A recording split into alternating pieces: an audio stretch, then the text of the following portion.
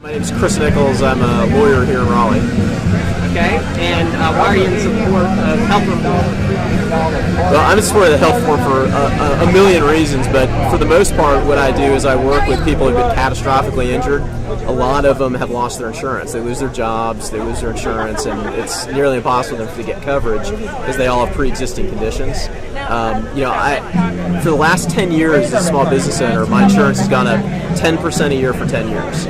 Income is not up 10% a year for 10 years. Because of this constraints and pain for health insurance, I hire fewer people. I do fewer things. I could certainly, if we could constrain healthcare costs, I could hire more people and expand my business.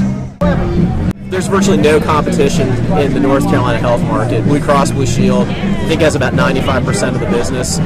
Any other competition doesn't even come close to offering the same product. You can't really get good health insurance.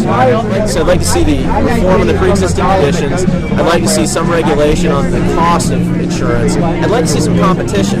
And we've had a free market system for forever on health insurance. The one thing we haven't tried is having the government sell a plan.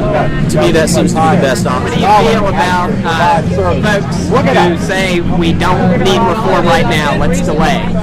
Everybody I know that says we don't need reform and we need to delay has never been sick. You don't really know how much you need it and need change until you've been sick, until you have cancer, until you have multiple sclerosis, until you have a child born with a birth defect.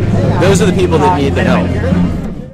What about dealing with health insurance as a small business owner? Is it simple or is it complicated? Well, it's simple in the sense you write a really big check every month and you hope that they pay for the coverage you need.